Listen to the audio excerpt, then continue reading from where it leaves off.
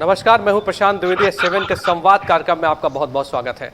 हम आपको बताएं कि देश की प्रसिद्ध फार्मा कंपनी ल्यूपिन, जो अपने कार्यक्षेत्र में बहुत कुछ कर रही है, उसके द्वारा एक फाउंडेशन भी बनाया गया है, ल्यूपिन फाउंडेशन। उसके डायरेक्टर हमारे साथ में श्री सीताराम गुप्ता जी मौजूद हैं, जिनसे हम खास बातचीत करेंगे। सर, बहुत बहुत स्वागत है आपका हमारे खास कार्यक्रम संवाद में। Thank you very much. आपको भी बहुत बहुत धन्यवाद आमंत्रित करने का। जी जी सर। सर, जिस तरह से लगातार आपके द्वारा फाउंडेशन के द्वारा लगातार जो काम किए जा रहे हैं, 7 न्यूज़ चैनल ने कई बार दिखाया, हमने इससे पहले भी कुछ स्टोरियां की थी जिसमें साफ तौर पे हमने दिखाया था कि किस तरह से ल्यूपिन फाउंडेशन बड़े मात्रा में मास्क बांट रहा है। कोरोना जैसी एक महामारी, एक बीमारी आती है, उसको देखते हुए कहीं ना कहीं संघर्ष का सामना लोगों को करना पड़ता है।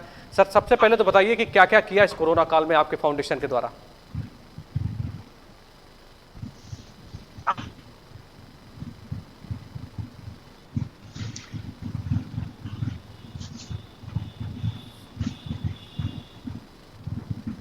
सर, मेरी आवाज मिल रही है आपको? वॉइस नहीं आ रही है। अभी मेरी आवाज आ हाँ, रही मिल रही है। हाँ सर, मेरा सवाल था कि इस कोरोना काल हाँ, में, बिल्कुल आ रही है। जी, कोरोना काल में जिस तरह से बहुत सारी समस्या आई, जाहिर सी बात है कि पहले हम तैयार नहीं थे, और उसके बाद अब तो वैक्सीनेशन का भी कार्यक्रम चल रहा है जिस तरह से। तो मुझे बताइए कि शुरुआत से कोरोना जिस तरह से शुरू हुआ, उसमें फाउंडेशन के द्वारा क्या क्या सर प्रयास किए गए, किस तरह से काम किया गया? सबसे बड़ी बात यह है कि जब पहली वेव में कोरोना का आगाज हुआ, सबसे बड़ी जो प्रॉब्लम आई देश के सामने यूनिवर्स की, जी जो बेचारे लोग बाग जा रहे थे, तो मेरा जहाँ तक नॉलेज है, मैं ये कह सकता हूँ कि 1947 के बाद में इस तरह का लोग बाग सड़कों पर निकले होंगे बेचारे। तो हमने पूरा ये कोशिश की, सबसे पहले हमने ये कोशिश की कि सबसे ज़्यादा जो जो हमारे माइग्रेंट भाई हैं, मैं लेबर नहीं कहूँगा उन बेचारों को, जी। और वो किस रूट से आ रहे हैं, और वो रूट हमको पूरा ट्रेस करने के बाद में मिला नेशनल हाईवे नंबर 3 है, जो बॉम्बे से चलता है, और बॉम्बे से चलता हुआ जो इंदौर आता है और आगरा आता है, जी उसमें सबसे ज़्यादा माइग्रेंट लेबर्स आ रहे थे।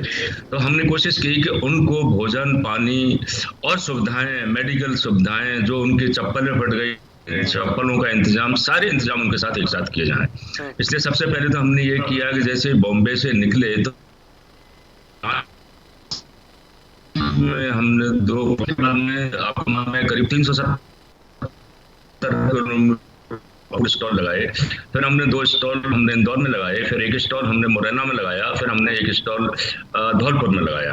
तो इस तरह से लोग अपने आराम से आ गए, क्योंकि ये जो नेशनल हाईवे नंबर 3 है, इसमें झारखंड के, छत्तीसगढ़ के, यूपी के, एमपी के, जो कि हमारी सबसे गरीब स्टेट हैं, जो गरीब स्टेट होती हैं उसी के माइग्रेंट लेबर्स ज़्यादा जाते हैं शहरों में काम करने के लिए, क्योंकि रोजगार की संभावनाएं वहाँ नहीं होती हैं। जी।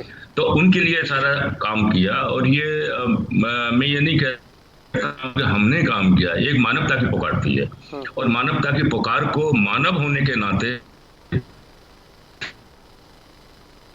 हम छोटा सा कर सके बहुत ज्यादा जरूरी था। और मुझे ये है कि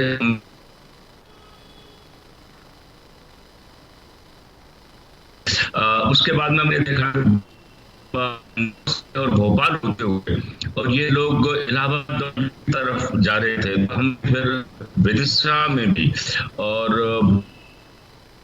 हमने पूरी कोशिश तो नहीं कवर कर सकते, लेकिन हमने ये पूरा आइडेंटिफिकेशन किया कि सबसे ज्यादा लोग बाग कहाँ होकर निकल रहे हैं, उनको किस तरह की मदद दी जाए, क्योंकि जो भी इंसान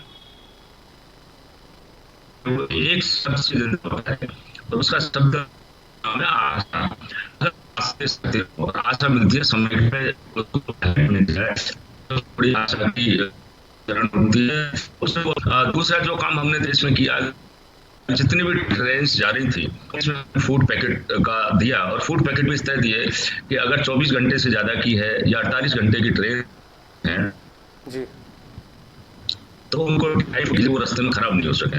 पानी की बॉटल्स उनको दी। तो हमने जितनी भी ट्रेन थी, चाहे वो पुणे से चली, चाहे बॉम्बे से चली, चाहे वो औरंगाबाद से चली, चाहे वो भोपाल से निकली, हमने वहाँ पर ड्राई फ्रूट्स का उनको इंतजाम किया।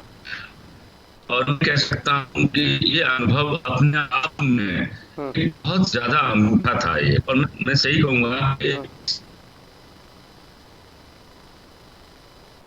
हम्म, हम एक इस मानव की त्रासदी में हम कुछ कर पाए। हम्म, भरतपुर में जब लोग एंटर हो रहे थे हम्म, तो खोल दीजिए आप।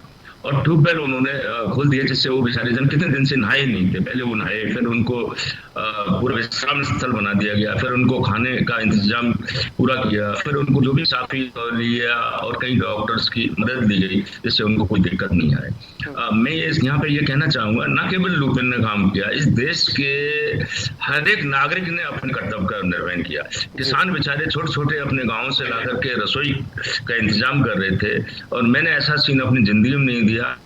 मैं कह सकता हूँ ये मेरे जीवन का एक एक आई ओपनर क्षण था। हम्म, हम्म, हम्म, हम्म। ठीक बात करें सर। अच्छा सर, जिस तरह से अभी जो दूसरी वेव एक आती है और उसमें जब हम लोग क्या होता है कि ठीक है हम लोगों ने सोचा कि नहीं सब कुछ ठीक हो गया, वैक्सीन भी आ गई है बाजारों में, तो कहीं ना कहीं लापरवाही सामने आई। इस तरह की जब ये एक समस्या सामने आ गई कि लोगों को जिस तरह से आप देखिए फिर से कोरोना वायरस अपने पैर पसारने लगा, उस समय क्या प्रयास किए गए सर फाउंडेशन के द्वारा सर?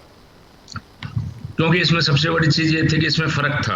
हम्म, फर्क ये था कि इसमें माइग्रेंट लेबरर्स अपने नहीं थे, हम्म, और माइग्रेंट लेबर नहीं होने की वजह से इसमें दूसरे तरह के प्रयास किए गए। हम्म, क्योंकि इसमें सबसे बड़ी जरूरत थी कि लोगों को दवाई मिले, लोगों को बिस्तर मिले, लोगों को ऑक्सीजन मिले, लोगों को सुविधाएं जो डॉक्टर की हैं वो सुविधाएं मिले। हम्म, तो ये पूरा हमने पूरी कोशिश की। तो सबसे पहले इस मामले में मैं कहूँगा राजस्थान सरकार ने बहुत अच्छा काम हम्म, किया। हम्म, बेसिक मेडिसिन उनका किट तैयार किया। हम्म, तो जो यहाँ के भरतपुर के कलेक्टर ने ऐसी दिया, सर आप बना दीजिए इन किट को, और उसको हमने किट का निर्माण किया। तो उन किट से जब हमने डिस्ट्रीब्यूशन किया, तो सबसे बड़ा फायदा ये निकला कि उन किट की वजह से लोगों में ये रहा कि और दवाई है, तो उनमें फिर दोबारा आशा आ गई।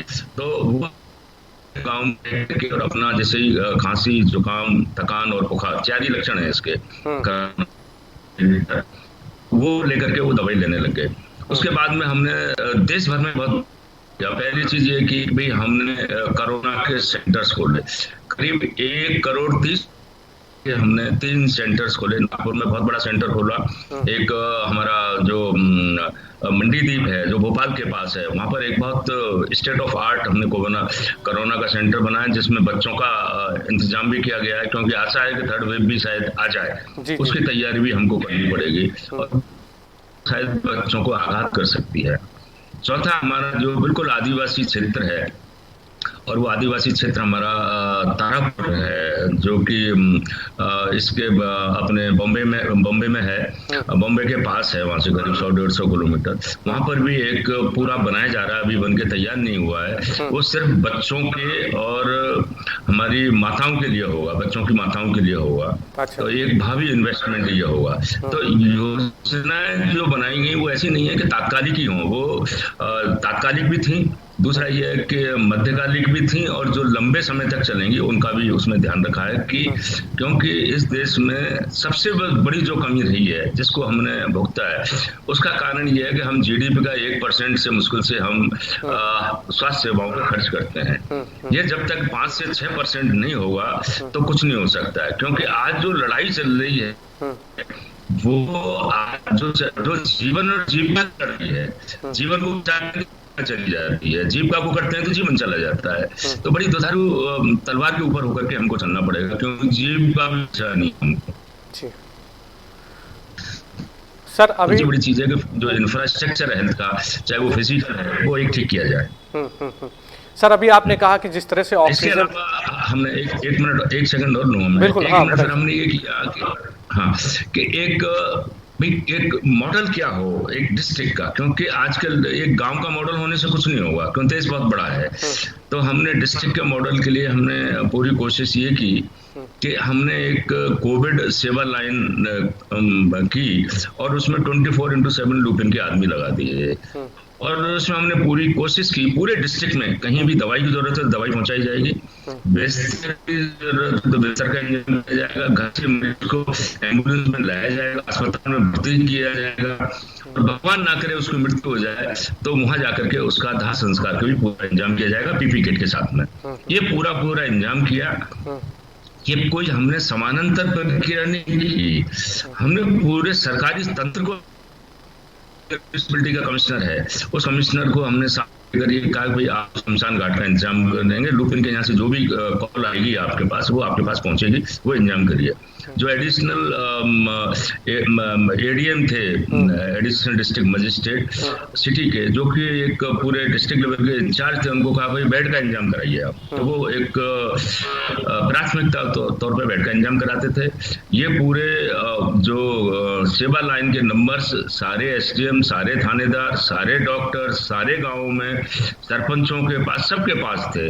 तो ये हमने इस सिस्टम को एक तरह से हमने इसमें बांध दिया एक तरह से, और लोगों को बड़ी राहत मिली सिस्टम से। मैं कहता हूँ इस आपदा में जो वर्ड है उसका नाम है कन्वर्जेंस और कोलैबोरेशन, क्योंकि ऐसी आपदाओं में 3 अंगों को एक साथ काम करना पड़ेगा। वो 3 अंग कौन से हैं? वो सरकार है और समाज है और स्वयंसेवी संस्था है। ये 3 अंगों को अगर एक साथ काम नहीं करेंगे तो काम नहीं चलेगा। क्योंकि अगर आपने देखा हो माइग्रेंट लेबर पे सरकार ने भोजन के इंतजाम नहीं किए, लेकिन समाज ने किए, चाहे वो स्वयंसेवी संस्थाओं ने किए चाहे समाज ने किए। और यहाँ पर स्वयंसेवी संस्थाएं और समाज ने मिलकर के पूरा इंतजाम किया। खाने के लिए गरीबों के लिए कोई रसोई चल रहा है, कोई कुछ कर रहा है, ये सारे इंतजाम में अपने कोलैबोरेशन के इंतजाम है। ये मॉडल हमारा बहुत सक्सेसफुल गया। और आज मुझे खुशी है कि भरतपुर जिले में आज मुश्किल से 8 या 9 कोरोना पेशेंट निकल रहे हैं पर डे। डिस्ट्रिक्ट की बात कर रहा हूँ जिसकी आबादी करीब करीब इस वक्त 37 लाख है। तो एक अच्छा एक प्रयास हुआ है। कोरोना सेंटर्स भी यहाँ खोले गए। कोरोना सेंटर्स खोलने में सबसे बड़ी चीज ये रही कि जो सरकार में भी कुछ गलती हो जाती है, जो कम्युनिटी हेल्थ सेंटर उसमें कोरोना सेंटर खोल देते हैं। अब जो रोजाना मरीज गांव से आ रहे हैं वो वहां पर कोरोना से संक्रमित होकर जा रहे हैं, ये किसी को पता नहीं। हमने पूरा बैन करवाया कि कोरोना का जो होगा कोरोना केयर सेंटर में जाएंगे। कोरोना केयर सेंटर बिल्कुल पास होगा कम्युनिटी हेल्थ सेंटर के या पीएचसी के, और वहां से जो भी वो डिस्ट्रिक्ट हॉस्पिटल को आएंगे अगर सीरियस मरीज हैं। और सीरियस मरीज की पहचान करना बड़ा आसान है कि अगर आप हेलो सर, मुझे लगता है कुछ कनेक्टिविटी की प्रॉब्लम है। मैं फिर से कनेक्ट करता हूं आपको, 2 मिनट में फिर से कनेक्ट करता हूं, क्योंकि जाहिर सी बात है कुछ वॉइस में भी प्रॉब्लम हो रही। मैं अपनी टीम से चाहूंगा, अपनी टेक्निकल टीम से चाहूंगा कि एक बार दोबारा सर को कनेक्ट करें फिर से एक बार।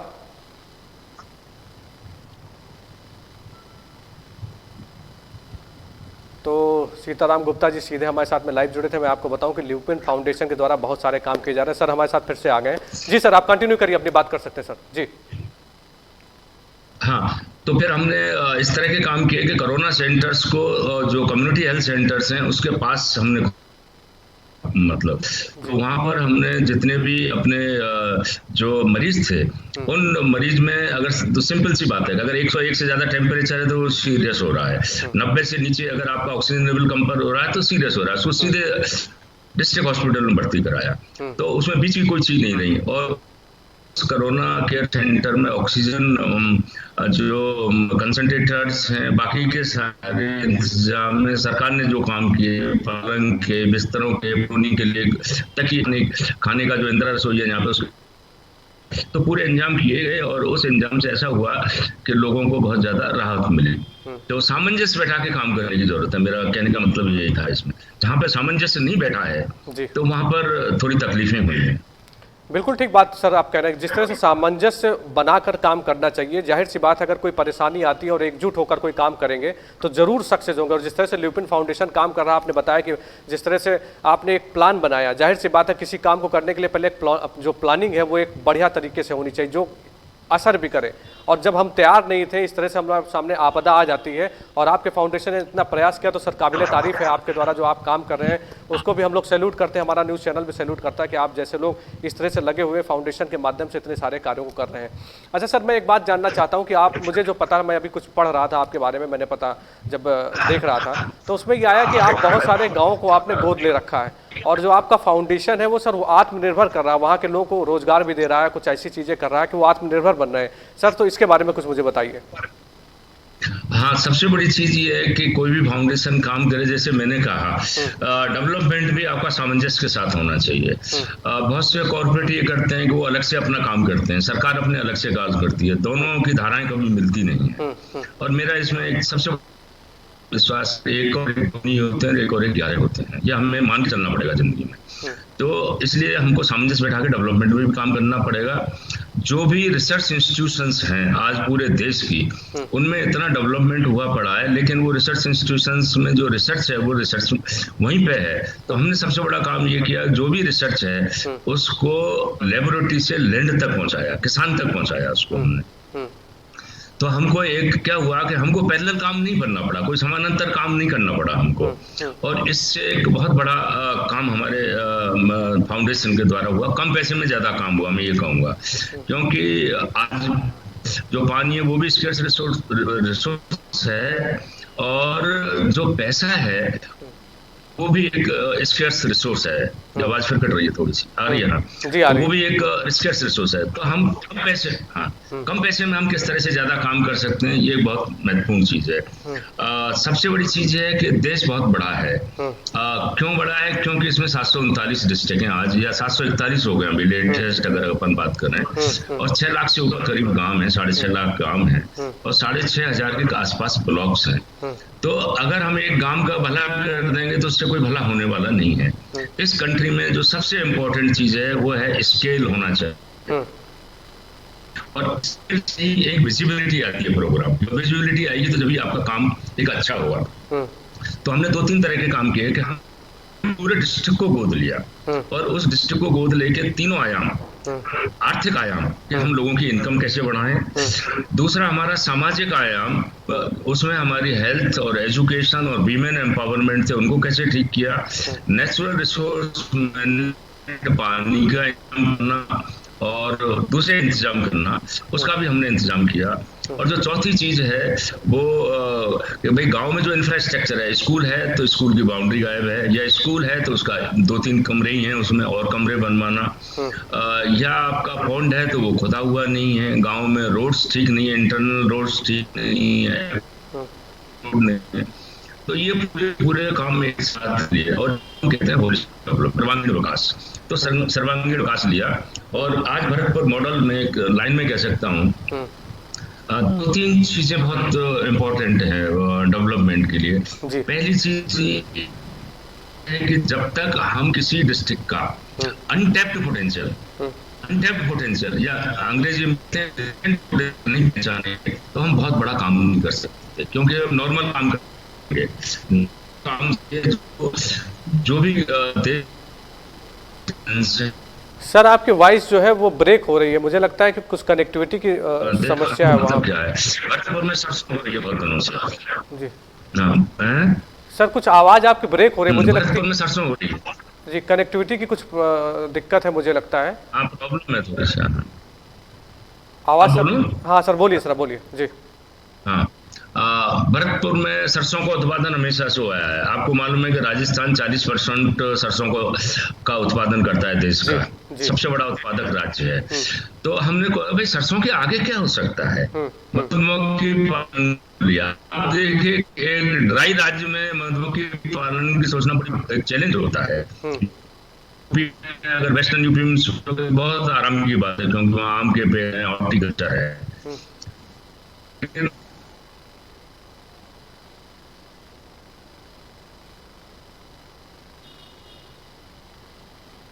मुझे लगता है कि कनेक्टिविटी की प्रॉब्लम है। अनुपम एक बार फिर से आप जो है सर को कनेक्ट करिए। जाहिर सी बात है, जिस तरह से हम आपको बता रहे हैं कि ल्यूपिन फाउंडेशन के द्वारा बहुत सारे विकास कार्य कराए जा रहे हैं, इस तरह के फाउंडेशन जिस तरह से काम कर रहे हैं वो अपने आप में काबिल तारीफ है। हम आपको बताएं कि ल्यूपिन फाउंडेशन के द्वारा कई गाँवों को मॉडल बनाया गया है। लगातार वहाँ पे किस तरह से किसानों को आत्मनिर्भर करना है, किस तरह से उनको आगे बढ़ाना है, किस तरह से उनको रोजगार के लिए प्रेरित करना है, वो प्रयास ल्यूपिन फाउंडेशन के द्वारा लगातार किया जा रहा है। और सबसे बड़ी बात यह है कि ल्यूपिन फाउंडेशन के द्वारा रायबरेली के जिला अस्पताल को 10 लाख रुपए की लागत की एक मशीन दी गई है, जो कि छोटे बच्चों के लिए एक तरह से अगर देखा जाए तो संजीवनी बूटी का काम करेगा। हम आपको बताएं कि इनके द्वारा बच्चों के लिए रायबरेली के जिला अस्पताल में एक मशीन दी गई है, जिसके माध्यम से जो छोटे बच्चे हैं उनको बहुत ही सहूलियत होगी, क्योंकि अभी तक किसी ने इस तरह की शुरुआत नहीं की है। और मैं आपको बताऊं कि इनके द्वारा लगातार रायबरेली को मास्क भी दिए जा रहे हैं, बड़ी तादाद में दिए जा रहे हैं, जिसका सबसे ज़्यादा श्रेय रायबरेली के चंदापुर स्टेट के बड़े राजा श्री कौशलेंद्र सिंह के द्वारा लगातार प्रयास किया गया था। और उन्होंने जिस तरह से प्रयास किया उसको सार्थक बनाया। एक सबसे बड़ी बात जो हम आपको बता रहे थे, उनके द्वारा इस रायबरेली को भी कुछ दिया गया है। और बड़े राजा श्री कौशलेंद्र सिंह के बहुत ही अजीज मित्रों में से एक हैं श्री सीताराम गुप्ता जी। जी हमारे साथ में लाइन में आ गए फिर से। सर आवाज़ आ रही है आपको मेरी? हाँ बिल्कुल आ रही, फर्स्ट क्लास आ रही है। जी बताइए सर, जी कंटिन्यू करिए सर। नहीं, रायबरेली को काफी मात्रा में मास्क दिए गए हैं, दवाइयाँ भी दी गई हैं, अपने दवाइयों किट दी गई है, वेपोराइजर दिया गया है, और उसके अलावा अभी ऑक्सीजन कंसंट्रेटर्स भी करीब 20 भेजे जा रहे हैं, करीब 20 भेजे जा रहे हैं, 16 या 20 के आसपास होगी, मैं देख लूंगा, वो भेजे जा रहे हैं। तो काफी सामान रायबरेली को भी भेजा जा रहा है। और हम चाहते हैं, क्योंकि रायबरेली बहुत मैं समझता हूं कि गरीब जिला है, पिछड़ा तो मैं नहीं कहूंगा, हिंदुस्तान में कोई आदमी पिछड़ा नहीं है, गरीब हो सकते हैं, हम पिछड़े नहीं हो सकते, ये मेरा मानना है। एक जो सबसे बड़ी चीज है वो हिंदुस्तान में पहली दफे हमने भरतपुर में की है, वो न्यू नेटल रेस्पिरेटरी सिस्टम है।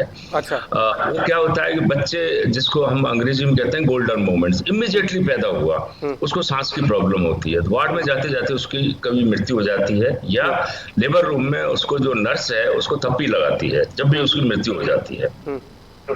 तो क्योंकि जनरली थप्पी लगा देते हैं और उसकी मृत्यु हो जाती है, क्योंकि बड़ा टेंडर बच्चा होता है वो, उस वक्त जब पैदा होता है एकदम बूम से निकलता है। तो हम लेबर रूम में ही न्यू नेटल मशीन जो अभी हिंदुस्तान में उत्पादन होने लगा है उसको लगाएंगे। भरतपुर में हमने 1000 से ज्यादा जहां प्रसव हो रहे हैं सब जगह न्यू नेटल मशीन लगा दी है, और उसका फायदा ये हुआ है करीब 11,896 बच्चों की मतलब जो मृत्यु के काल है उससे उनका बचाव हुआ है। एक बड़ा नंबर है देश के लिए, मैं समझूंगा। और उसी को हमने ध्यान में रखते हुए हमने रायबरेली को एक मशीन दे रहे हैं। एक मशीन हमने पहले ही वाराणसी को भेज दी है, और एक मशीन हम अभी जो डिस्पैच में है वो गोरखपुर जा रही है। अगर ये 3 मशीन तीनों जगह चली जाएंगी, क्योंकि गोरखपुर मैंने सोचा है कि वहाँ पर बच्चों के जो डेथ होती है उसका काफी प्रेस में और उसमें आता रहता है। तो अगर वहाँ पे एक मशीन जाती है तो फिर सरकार और मशीन खरीद सकती है उनको, एक बहुत बड़ा काम हो सकता है। तो ये एक टेक्नोलॉजी का एक बहुत बड़ा रोल होता है गरीबी उन्मूलन में या सामाजिक उत्थान में, एक टेक्नोलॉजी का काम है। और टेक्नोलॉजी भी वो होनी चाहिए जिसको हम आराम से अडॉप्ट कर सकें। और मैं समझता हूँ कि इस चीज से क्रांतिकारी परिवर्तन आएगा, बच्चों की डेथ नहीं होगी, और लेबर रूम में लगेंगी, एसी की कोई जरूरत नहीं है उस मशीन के लिए। अधिकतर मशीनों के लिए एयर कंडीशन चाहिए, फलाना चाहिए, कुछ नहीं है, इतनी बढ़िया सिंपल मशीन तैयार हुई है। उस मशीन को हम लेबर में दे रहे हैं। तो यूपी में हम कर रहे हैं, हमने पहले भी राजस्थान में कर लिया है, एमपी में हमने इसको लगा दिया है, महाराष्ट्र में हमने लगा दिया। इसके रिजल्ट्स बहुत अच्छे आ रहे हैं। तो ये हमने रायबरेली के लिए काम किया है।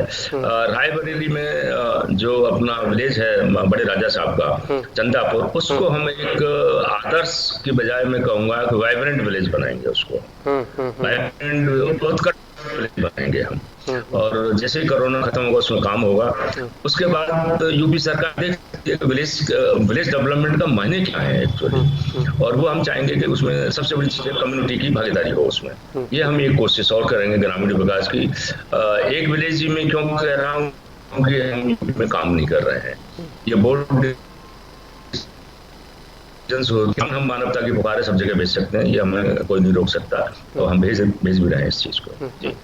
अच्छा सर, आपने एक बात बताई मुझे कि आपकी जो ये एक तरह से देखा जाए 24 घंटे जो लाइन चल रही जिस पर बातचीत करी, अगर आपकी कोई समस्या है तो उसके निदान की बात आपने कही, तो क्या सर ये पूरे भारत में ऐसी व्यवस्था करी, कोई आपने कोई नंबर ऐसा जारी किया है कि जिसमें क्या मतलब किसी को कोई समस्या हो तो बातचीत कर सकता है, कि सर किसी पर्टिकुलर स्टेट की बात कर रहे थे हम लोग? ये गांधी स्मृति संस्थान ने इस तरह का एक प्रयास किया है। जी। गांधी स्मृति संस्थान दिल्ली ने बहुत अच्छा प्रयास किया, जिसके कि चेयरमैन ऑनरेबल प्राइम मिनिस्टर हैं। उन्होंने इसी तरह किया है, पूरी बैट्स की मैपिंग की है पूरे कंट्री में। उन्होंने एक अच्छा प्रयास किया है और वो भी सामान इकट्ठा करके जहाँ पे जरूरत है देश के में भेज रहे हैं। लेकिन मैं ये कहूँगा कि हर एक जिले की अपनी अपनी समस्याएं होती हैं। बिल्कुल होती सर, ठीक बात। तो मैं ये समझता हूँ कि जो मॉडल हमने तैयार किया, ये मॉडल एक हर जिले में अपनाना चाहिए और जिले की परिस्थिति विशेष के हिसाब से उसमें कुछ मॉडिफिकेशंस हो सकते हैं, बदलाव हो सकते हैं और उस बदलाव को करके उस जिले में लागू किया जा सकता है। और जो कॉमन वर्ड है वो ये सामंजस्य हो सरकार में, समाज में और इसमें। जब तक सामंजस्य होगा, नंबर 1, नंबर 2, जो डेटा है वो बड़ा पारदर्शी होना चाहिए। कभी कभी क्या होता है कि मौतें ज्यादा हो रही हैं, उसको छुपा लिया जाता है, इससे हम अपने आप को धोखा देते हैं। ये हमको कभी नहीं करना चाहिए, क्योंकि अपने आप को धोखा दे रहे हैं हम। बीमार हो रहे हैं, उनको छुपाया जा रहा है, टेस्टिंग हो रही है उनको, ये ऐसा कभी नहीं। तो डेटा का एक ट्रांसपेरेंट होना बहुत जरूरी है। और तीसरा जो अपना वो भी एक पारदर्शी होना चाहिए, क्योंकि अगर आपने उसका हिसाब नहीं दिया तो लोग आगे फिर पैसा नहीं देंगे आपको। तो पारदर्शिता सबसे इंपॉर्टेंट चीज है, चाहे वो डेटा की है, चाहे पैसे की है, चाहे सामान की है। उससे एक विश्वास की बहाली होती है और उस विश्वास से ही काम होता है। तो ये काम हो सकता है, क्योंकि इस देश में बहुत बड़ी ताकत है। और सबसे बड़ी, मैं आपको थोड़ी मजाक में बता दूं। जी बताइए सर। नीति आयोग की मीटिंग हो रही थी, तो लोगों ने कहा कि साहब ऑक्सीजन के प्लांट लगा रहे हैं, हम वेंटिलेटर ला रहे हैं, ऑक्सीजन कंसंट्रेटर ला रहे हैं, फलाना ला रहे हैं, ढकाना ला रहे हैं। मैंने कहा बहुत अच्छा है। नीति आयोग के वाइस चेयरमैन राजीव कुमार जी बैठे हुए थे। मैंने कहा कि साहब बाहर से ऑक्सीजन लाई जा रही है और अंदर की ऑक्सीजन का कोई काम नहीं हो रहा है। यानी कि मैं सीताराम जी समझा नहीं कि ऑक्सीजन क्या है, कि मैंने कि हम पॉजिटिव एटमोस्फेयर नहीं रख पा रहे हैं। जब तक हम जो अंदर की ऑक्सीजन है, जितनी हमारी अंदर की ऑक्सीजन तेज होगी तो हमें उतनी बाहर की ऑक्सीजन कम जरूरत पड़ेगी। अब ये अंदर की ऑक्सीजन ज्यादा कैसे हो? तो सबसे बड़ी जो चीज है उसका नाम है भय और डर। बिल्कुल आप देखा होगा कि डर इतना बुरा आ गया कि लोग बाग सिलेंडर आ गया तो सिलेंडर को पकड़े हुए बैठे, दे नहीं रहे किसी को। किसी के पास बेड आ गया तो बेड पे कह रहा है मैं जाऊंगा ही नहीं छोड़ करके। तो ये जो भय है, और इसको मैंने स्वामी विवेकानंद को पढ़ा। 1889 में बहुत बड़ी महामारी आई थी देश में। विवेकानंद जी ने एक ही बात कही थी, बहुत तगड़ी बात कही थी कि डरो मत, डरो मत, डरो मत। और जो आज स्वच्छ भारत की बात हो रही है, उस वक्त उन्होंने कहा था को साफ रखिए, साफ रखिए और बासी खाना बताइए। ये चीजें दी थी देश के सामने। 10% बीमारी थी। अब जो हमने देखी कोरोना में, वो थी डर की। मैं ये नहीं कह रहा हूँ कि डरो मत का मतलब ये सजग रहने की जरूरत नहीं या एहतियात बरतने की जरूरत नहीं, लेकिन तो उसका कोई इलाज नहीं है। तो डर से बहुत बड़ा इस देश को नुकसान हुआ है। तो उन्होंने जो विवेकानंद जी के भी सूत्र थे उसको मैंने उनको ट्रांसफर किया और पूरे देश में उसको लागू किया उन्होंने। तो एक बहुत अच्छी पहल हुई। और डॉक्टर्स को भी हमने बताया कि उसमें सबसे बड़ा डॉक्टर्स के लिए था कि आपका इलाज करेंगे, सब कुछ करेंगे, आप भागो मत। धनिक लोग हैं उनको भागने दो, ब्रह्मांड की जो माँ है वो आपकी रक्षा करेगी, विश्वास तो करो आप, और डरो मत और रुकिए, यहीं पे इलाज कराइए, बीमारी आपसे चली जाएगी आपसे। उसका एक ऐसा जबरदस्त असर हुआ। डॉक्टर, ऑक्सीजन प्लांट कुछ नहीं थे उस वक्त, लेकिन महामारी से लड़े, ये देश लड़ा उस वक्त। तो ये सारी चीजें एक इम्पोर्टेंट है। अगर आप महात्मा बुद्ध की बात करोगे तो सबसे बड़े सर्जन थे महात्मा बुद्ध जी, सबसे अच्छे डॉक्टर थे। तो वो एक अच्छे डॉक्टर थे, तो वो यही कहते थे भाई मैं आपका दुखों का हरण करूंगा। दुखों का मतलब क्या है? फिजिकल पेन हटाऊंगा मैं आपका, मेरे ऊपर विश्वास करिए आप। तो जो हमारी पुरानी संस्कृति है, मैं समझता हूँ कि अंग्रेजी में कहते हैं डीप डाइव, उसमें डुबकी लगाइए जाता, तो आपको बहुत एक रास्ते मिलेंगे आपको उसमें से। हम मटेरियल चीजों पे कर रहे हैं, वो भी जरूरी है, मैं ये कोई मना नहीं कर रहा, लेकिन जो संस्कृति की तो हमारी वैल्यूज हैं, मूल्य है, और उसी वजह से हमने ये पूरा काम किया है। आज हमारा पूरा काम में कोई दिक्कत ही नहीं आती, हमें पैसे की कोई कमी नहीं आती, गांव वाले दे जाते हैं। आज हम ड्राई किट राशन बांट रहे हैं तो गेहूं दे जाएंगे हमको गांव वाले आकर के। हम कह रहे हैं सर आप तो कुछ और खरीद दे दो, सब गेहूं हमारे पास बहुत है। तो ये देश है मैं एक लाइन में कहता हूँ जिसको अंग्रेजी में कहते हैं कि it is surplus society in the world of deficits. इसमें सरप्लस भी बहुत है लोगों के पास और डेफिसिट भी है। इन दोनों को सरप्लस से हम डेफिसिट में अगर हम दे देंगे तो देश की समस्याओं का समाधान हो जाएगा। बिल्कुल, बहुत बढ़िया बात सही है आपने सर कही है। जिस तरह से अगर सकारात्मक रहने की जरूरत थी, अगर हम लोगों ने, सही बात है, कुछ ऐसे मंजर को देखा कि साफ तौर पे लगा कि पता नहीं क्या हो रहा है, तो अगर इस समय सकारात्मक रहेंगे तो बहुत सारी चीज़ें जो आपके अंदर मौजूद है वो आपको ठीक भी कर देंगी। अगर निगेटिविटी की ओर जाएंगे तो बहुत सारी समस्याओं का सामना करना पड़ेगा। एक बहुत बड़ा सूत्र आपने, हमारे जो भी चैनल के लोग देख रहे हैं, आपने दिया है और जिस तरह से आपने बताया उसको एक्सप्लेन किया है, तो जाहिर सी बात है, मुझे लगता है कि आप जैसे प्रबुद्ध लोग, समाज सेवी, जिनको लोग मानते हैं, जानते हैं, अगर हमारे साथ में बैठेंगे तो बहुत सारी बातें ऐसी होंगी जो समाज में एक अच्छा सा संदेश लेके जाएंगे। और आपसे बातचीत करके बहुत बढ़िया लग रहा है, जिस तरह से आप सकारात्मक होकर बातचीत कर रहे हैं, उसमें भी बहुत कुछ आप बता रहे हैं लोगों को, हम लोगों को साफ तौर पर। अच्छा सर, मेरा अगला सवाल आपसे ये है कि ल्यूपिन फाउंडेशन की क्या सपने हैं अभी? मतलब जाहिर सी बात, आपने कहा कि बहुत सारी चीज़ें हैं कि कुछ परसेंटेज आगे बढ़ा दिया जाए, बहुत सारी चीज़ें जो करनी बाकी हैं, तो मतलब क्या और सपने हैं कि क्या देखते हैं, भारत को किस तरह से देखते हैं सर आप लोग? देखिए, भारत में मैं आपको एक लाइन में कहता हूं कि अगर हम भरतपुर जिले को देखें तो हमने करीब 50,000 जॉब ऐसे क्रिएट किए हैं जो पहले नहीं थे। 3,000 जॉब मधुमक्खी पालन में किए हैं, 3,000 जॉब हमने पोल्ट्री में किए हैं, 3,000 हमने तुलसी माला के जॉब क्रिएट किए हैं और हमने किटें दी हैं। जो लेबरर्स थे उनको मैसन बनाया है, नाइयों को किट दिए। आपको जान करके हैरानी होगी कि 1,500 तो हमने नाइयों को रोजगार दिया है। अच्छा, जमीन पे थे। तो आप देखिए, ना तो रॉ मटेरियल की तकलीफ है और ना फिनिश गुड बेचने की जरूरत है। आप देखिए क्या, मतलब देश की ताकत देखिए।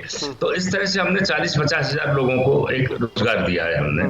तो मैं ये कहता हूं कि 739 में 700 डिस्ट्रिक्ट अगर आप मान लें तो अगर 20,000 जॉब भी आप वो क्रिएट करते हैं जो डिस्ट्रिक्ट में नहीं है, लेकिन उसमें आपको क्रिटिकल थिंकिंग करनी पड़ेगी। जैसे हमने बीपिंग किया और हमने मछली पालन का किया कि गुड़गांव कैनाल आ रही है, लोगों के खेत खराब हो रहे हैं, उनको तालाब में बदल दिया, मछली पालन करवा दिया। आप देखिए एक प्रॉब्लम थी, उसको पोटेंशियल में बदल दिया हमने।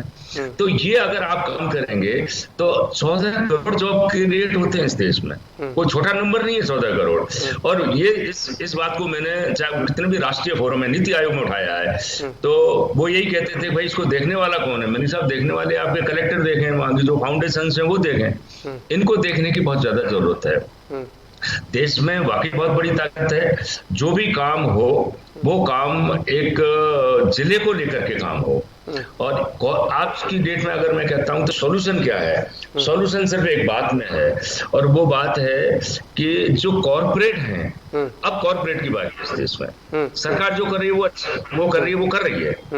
उसको छींटाकरी करना और ये कोई मतलब नहीं है, क्योंकि आलोचनाएं करना कोई मतलब नहीं है आज। तो मैं यही कहूंगा कि कॉर्पोरेट को ऊपर उठना चाहिए आज। कॉर्पोरेट को ऊपर उठ करके, बड़े कॉर्पोरेट है 1 या 2 जिलों को पूरा संभालना चाहिए, कंप्लीट संभालना चाहिए। छोटे कॉर्पोरेट है तो एक ब्लॉक में काम करें आप। और जो नीति आयोग है उसने बहुत अच्छा काम किया है, कोई पैसे नहीं खर्च किए। 117 कांची जिला किया, जिसको कहते हैं 3 जिले हमने भी लिए हैं। और वो 3 जिलों में एक धौलपुर है राजस्थान का, और विदिशा है मध्य प्रदेश, और नंदुरबार है आपके महाराष्ट्र का। तो सबसे गरीब जिला है महाराष्ट्र का, सबसे गरीब जिला नंदुरबार है आज। तीनों जिलों में काम किए, लेकिन आज देखिए 3 साल के अंदर अंदर convergence, collaboration, competition, coordination, creative thinking, इन सबसे कैटलिस्ट का काम करके इतनी तगड़ी तब्दीली आई है। कोई पैसा नहीं है एक्स्ट्रा। बस एक ही चीज जरूर मैंने नीति आयोग में कही थी कि भाई ये चीज ठीक है, लोग कभी कभी कहते हैं कि आप कुछ पैसा तो दे रहे हो, काम हमसे इतना करा रहे हो, आप कुछ मत करिए, पैसा मत दीजिए। लेकिन इनकी जो जिले नंबर 1 आए तो उनको आप पुरस्कार दीजिए। तो उन्होंने कहा कि हर महीने हम पुरस्कार देंगे और हम जिले 117 में छांटेंगे। 10 करोड़ का पुरस्कार मिलता है। अगर आपने हेल्थ में अच्छा किया है तो 5 करोड़ का मिलेगा। एजुकेशन में अच्छा किया तो हमारे धौलपुर को 15 करोड़ रुपए मिले।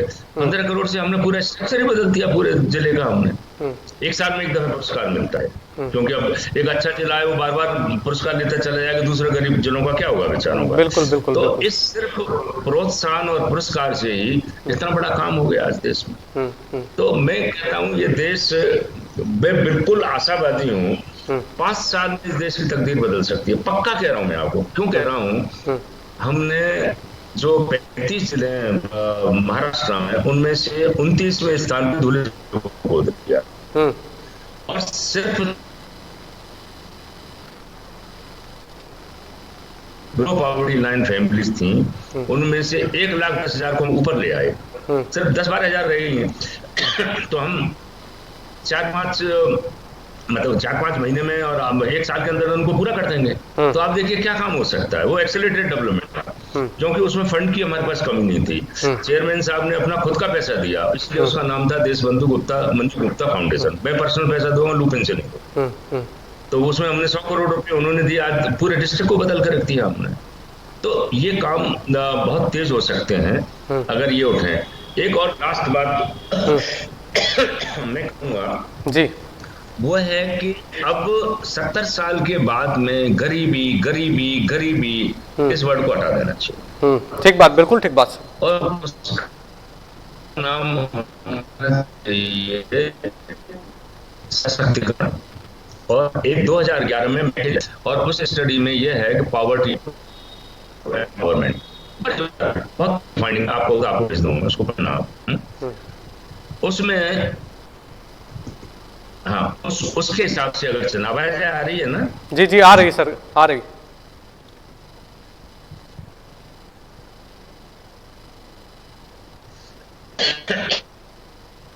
अगर उसको मैकेंजी की लाइन को अपन पढ़े अपन। जी सर, आप अपनी बात कह सकते हैं। मैकेंजी के हिसाब से हाँ मैं आ रही आवाज आई है ना? जी जी, आ रही सर, बताइए। तो मैं रुक गया हूं अब। तो मैकेंजी की स्टडी के हिसाब से 60 करोड़ लोग सशक्तिकरण रेखा के नीचे हैं, और बिलो पॉवर्टी लाइन लेते हैं तो 21 करोड़ है।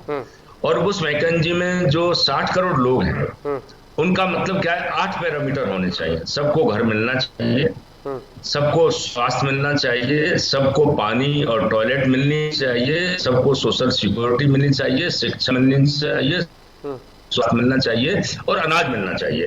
और कितना अनाज, कैलोरी मिलनी चाहिए, क्या न्यूट्रिटिव वैल्यू होगी, मकान कितना बड़ा होगा, वो सारा है। तो प्राइम मिनिस्टर साहब ने जो योजनाएं लगाई हैं वो मैकेंजी की लाइन के हिसाब से बहुत बड़ी है। अगर वो गांवों तक पहुंचा दी जाए तो हम एक एम्पावर्ड नेशन हो सकते हैं। क्या 21 करोड़ की गरीबी की बात करते हैं खामा की?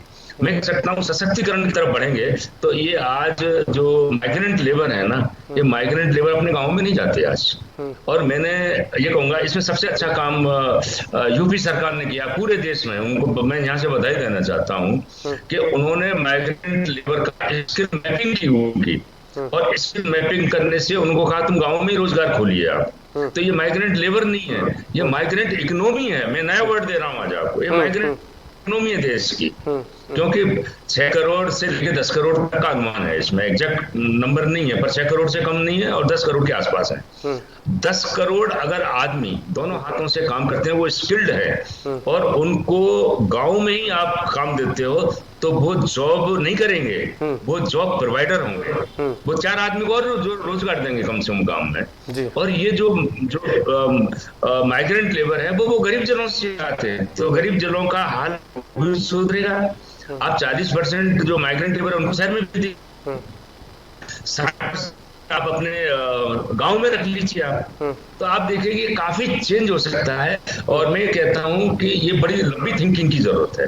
आज हमारे पास कोई डेटाबेस नहीं है कितने माइग्रेंट लेबर आए, क्या उनके स्किल सेट हैं। देश को ये करना चाहिए था पहली वेव में ही, और आज अगर ये कर लेता तो आज हम देख रहे हैं ना कि 6 करोड़ लोग आकर बीपीएल में चले गए, नहीं जाते। मैं गारंटी दे रहा हूँ आज आपको, ये नहीं जाते आज।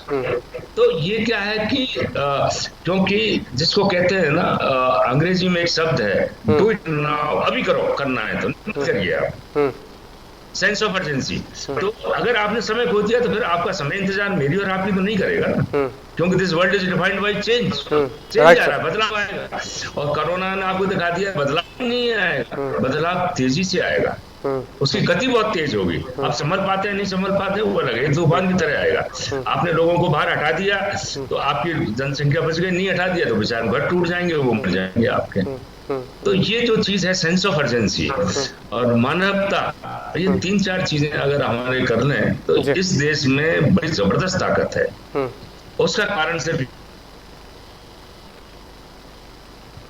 डाइवर्सिटी बहुत है, कहीं कुछ हो रहा है, कहीं कुछ हो रहा है। और यूपी बहुत बड़ा एग्जाम्पल है। एक दफे यूनाइटेड नेशंस की एक कॉन्फ्रेंस हो रही थी, तो उन्होंने कहा था कि भाई हम क्लस्टर डेवलपमेंट प्रोग्राम करेंगे। मीन सर क्या क्या क्लस्टर डेवलपमेंट करेंगे, वो अंग्रेजी में बता रहा हूँ।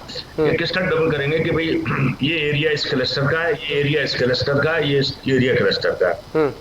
मैंने कहा भाई हमको क्या, ये तो हमारे यहाँ बहुत पुरानी चीज हो रही है यूपी में कि भाई आज हमारे जूते बनते हैं, आगरा में बनते हैं, मुरादाबाद में पीतल का काम होता है, अलीगढ़ में ताले का काम होता है। उनको कैसे आने आए हो?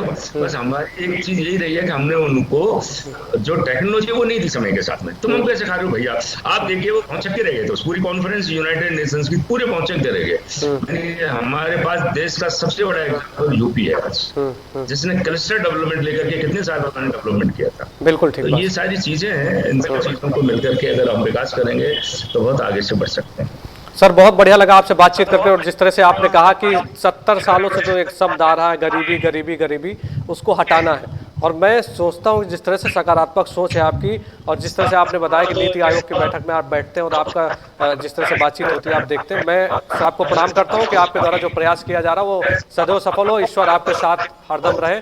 और जिस तरह से आपने रायबरेली वासियों को तोहफा दिया, इसके लिए बहुत बहुत धन्यवाद सर आपको, और बड़े राजा श्री कौशलेंद्र सिंह जी को भी। और हमसे बातचीत करने के लिए सर आपका बहुत बहुत धन्यवाद। हम आगे भी आपसे बातचीत करते रहेंगे सर। बहुत बहुत धन्यवाद, आपको भी बहुत बहुत धन्यवाद। प्रणाम सर, प्रणाम। कम से कम आज यूपी में पहुंच रही है, और यूपी में एक आवाज पहुंचेगी तो मैं समझता हूँ यूपी बहुत आगे बढ़ेगा। और यूपी क्यों बढ़ेगा कि $5 ट्रिलियन की बात कर रहे हैं, तो पहला राज्य है वो कह रहा है कि मैं $1 ट्रिलियन मेरी जीडीपी करूंगा, पहला एक राज्य है इसका। तो मैं कह रहा हूँ विजन है वहां पर, और एक अच्छी चीज है, विजन रहना बहुत जरूरी है, फिर उस पर एक्शन करना जरूरी है। आपको बहुत बहुत शुभकामनाएं, उत्तर प्रदेश को बहुत बहुत उसके विकास पर चलने के लिए बहुत बहुत शुभकामनाएं। थैंक यू सर, प्रणाम सर, प्रणाम। नमस्कार। तो सीताराम गुप्ता जी हमारे साथ में सीधे लाइव जुड़े थे। हम आपको बताएं कि ल्यूपिन फाउंडेशन के डायरेक्टर हैं सीताराम गुप्ता जी। जिस तरह से उन्होंने बताया कि उत्तर प्रदेश के डेवलपमेंट के बारे में बताया, और उन्होंने बहुत अच्छी बात कही कि 70 सालों से जो बातचीत हो रही गरीबी गरीबी गरीबी, उसको हटाना है। और जिस तरह से एक सकारात्मक सोच के तहत इनका फाउंडेशन काम कर रहा है, मैं आपको बताऊं कि उन्होंने रायबरेली में अभी 10 लाख की एक मशीन लगाई, छोटे नवजात बच्चों के लिए एक संजीवनी बूटी की तरह आएगी। और वो बहुत ही अजीज मित्र हैं श्री कौशलेंद्र सिंह जी, जो बड़े राजा हैं चंदापुर स्टेट के, उनके करीबी दोस्त हैं। और रायबरेली को हजारों की संख्या में मास्क भी दिए गए, दवाओं का वितरण किया गया। एक अच्छी प्लानिंग से अगर चलेंगे दोस्तों, तो कोई भी काम ऐसा नहीं कि जो आप नहीं कर सकते हैं। चलिए अगले हफ्ते फिर होगी आपसे मुलाकात। अपना ध्यान रखिए। अभी कोरोना वायरस के जो टीके लग रहे हैं, आपको जब भी मौका लगे, जब भी आपका स्लॉट में नंबर आए, आप जरूर लगवाइए। किसी भी तरह के भ्रम को मत पालिए, क्योंकि वैक्सीनेशन का कार्यक्रम बहुत तेज़ी के साथ में चल रहा है। उत्तर प्रदेश सरकार और भारत सरकार की जो भी गाइडलाइंस हैं उनको ज़रूर फॉलो करिए, क्योंकि अभी आपने देखा कि किस तरह की समस्याओं का सामना करना पड़ा। आपको मास्क लगाना है, आपको दूरी बनाना है, बाजारों में कम जाना है, और उचित दूरी बनाकर किसी से बातचीत करिए। जब तक आवश्यक काम न हो तब तक घर से बाहर मत निकलिए। अगले हफ्ते फिर होगी आपसे मुलाकात। सुरक्षित रहिए, ध्यान रखिए। नमस्कार।